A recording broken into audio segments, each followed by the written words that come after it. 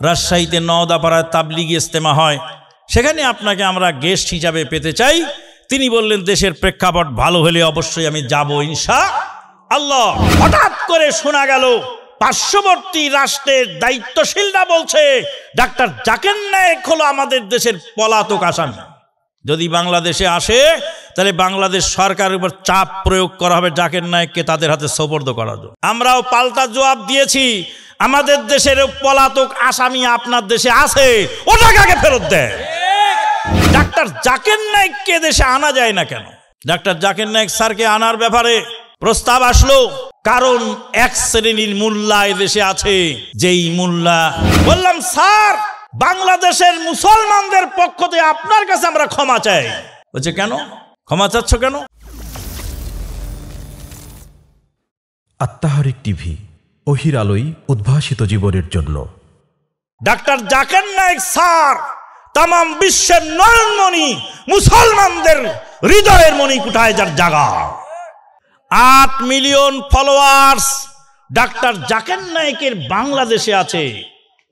Doctor Zakir Naik স্যারের বাসায় গিয়েছিলাম মালয়েশিয়া সফরে, বেশ কয়েক বছর আগের ঘটনা।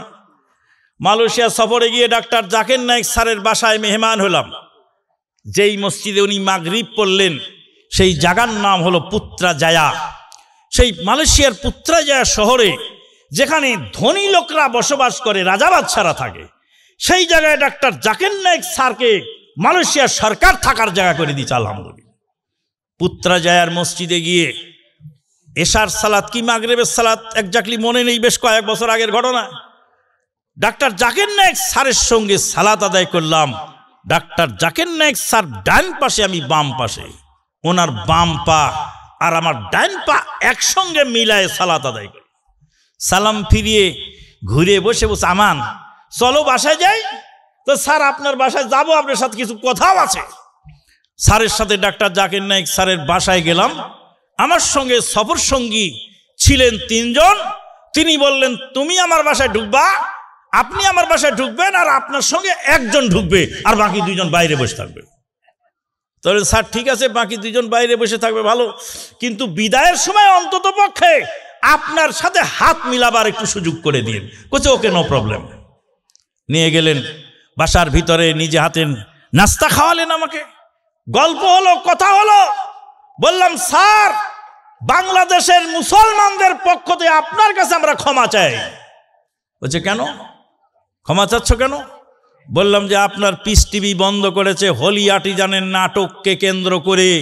হোলি আর্টিজানের নাটক পৃথিবীর 2য় বৃহত্তম মুসলিম রাষ্ট্রে হোলি আর্টিজানের নাটক মঞ্চস্থ করে আপনার পিস টিভি বন্ধ হয়েছে বাংলাদেশ থেকে, বাংলাদেশের হোলি আর্টিজানের কারণে।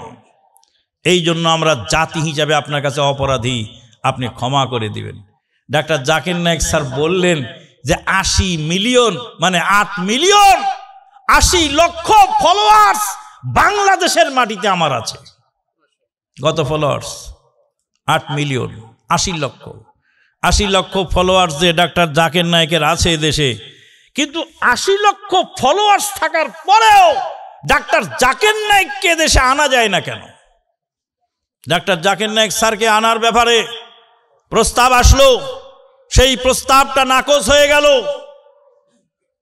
সেই প্রস্তাবটা না আনার পক্ষে চলে গেল। কারণ এক শ্রেণীর মোল্লা দেশে আছে, যেই মোল্লা একদিন বক্তৃতায় বলছে ডাক্তার জাকির নায়েক যদি ঢাকা এয়ারপোর্টে নামে তাহলে আমরা ঢাকা এয়ারপোর্ট ঘেরাও করব। শোনেন নেই সে মোল্লার বক্তৃতা? ঢাকা এয়ারপোর্ট ঘেরাও করবে কেন?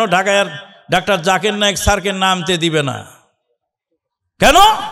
ডাক্তার জাকির নায়েক স্যার ওর সর্বনাশ করেছে। কি সর্বনাশ করেছে?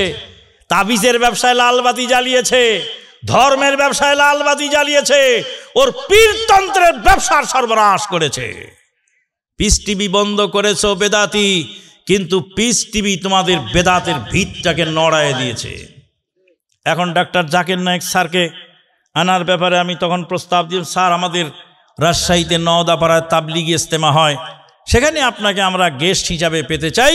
তিনি বললেন দেশের প্রেক্ষাপট ভালো হলে অবশ্যই আমি যাব ইনশাআল্লাহ। তিনি এবার আসার প্রস্তুতি সব প্রায় সম্পন্ন। হঠাৎ করে শোনা গেল পার্শ্ববর্তী রাষ্ট্রের দায়িত্বশীলরা বলছে ডাক্তার জাকির নায়েক হলো আমাদের দেশের পলাতক আসামি। যদি বাংলাদেশে আসে তাহলে বাংলাদেশ সরকারের উপর চাপ প্রয়োগ করা হবে জাকির নায়েককে তাদের হাতে সোপর্দ করার জন্য। আমরাও পাল্টা জবাব দিয়েছি, আমাদের দেশের পলাতক আসামি আপনার দেশে আছে, ওটাকে আগে ফেরত দেয়। আমাদের দেশের পলাতক আসামি আপনাদের দেশে নাই, ওটাকে ফেরত দেন। আজকে ইসলামকে ধ্বংস করার জন্য, মুসলিমকে ধ্বংস করার জন্য, দেশের পরিস্থিতিকে ধ্বংস করার জন্য এই যে ইসকন নামক একটি জঙ্গি সংগঠন, এরা মুসলমানদের দুশমন, হিন্দুদেরও দুশমন।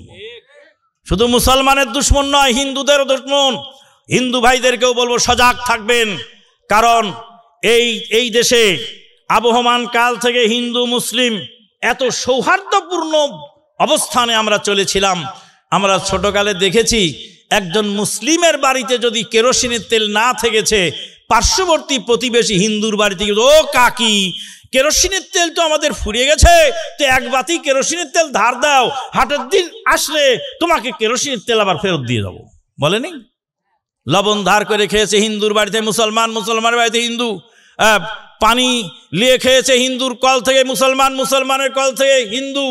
এইভাবে হিন্দু মুসলিম সহ অবস্থান, একই বাজারে হিন্দু মুসলিম বাজার করেছে।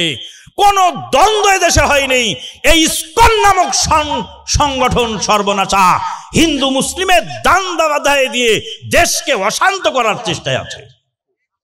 আমাদেরকে সজাগ থাকা উচিত। আমি প্রথমেই আয়াত পড়েছিলাম, ইউরিদুন লিইউতফিউ নূরাল্লাহি বিআফওয়াহিহিম, তারা চায় মুখের ফুৎকারে ইসলামকে নিভিয়ে দিতে। আল্লাহু মুতিম্মু নূরিহি ওয়ালাউ কারিহাল কাফিরুন, আল্লাহ পাক তার নূরকে স্থায়িত্ব দান করবেন যদিও কাফেররা সেটা অপছন্দ করে। সম্মানিত উপস্থিতি, আজকে ইসলাম মুসলিমকে ধ্বংস করার জন্য অমুসলিমেরা টার্গেট করেছে তিন শ্রেণীর লোকদেরকে। এক শ্রেণী হলো আমাদের নারী জাতি। আমাদের নারী জাতিকে ঘর থেকে বের করতে পারলে, মহিলা যদি খারাপ হয়ে যায় সে জাতি, সে সন্তান খারাপ হতে আর সময় লাগবে না। দুই নাম্বার হলো যুব সমাজ। যুব সমাজকে ধ্বংস করার জন্য 5টি মারণাস্ত্র ফিট করেছে। কয়টি?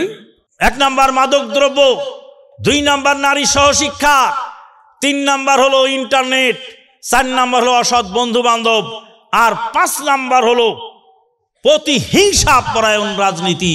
আজকে আমাদের যুবকদেরকে ধ্বংস করার জন্য তারা অপতৎপরতায় লিপ্ত আছে। পাশাপাশি আলেমদেরকে ধ্বংস করার জন্য, আলেমদেরকে যদি বিপদগামী করা যায়, আলেমকে যদি বিভ্রান্ত করা যায়, তাহলে জাতিকে ধ্বংস করতে বেশি সময় লাগে না। মসজিদের মধ্যে সালাত পড়তে গিয়ে মুনাজাত করব কি করব না, এনি মারামারি। মুনাজাতের পক্ষে একদল আলেম, মুনাজাতের বিপক্ষে আর একদল আলেম, 2 দলের লিডার আলেম সমাজ। এই আলেম সমাজকে বিভ্রান্ত করলে জাতিকে বিভ্রান্ত করা সহজ। আলেমদের আচরণ দেখে, চালচলন দেখে, কথাবার্তা শুনে মানুষ হতভম্ব হয়ে যাচ্ছে।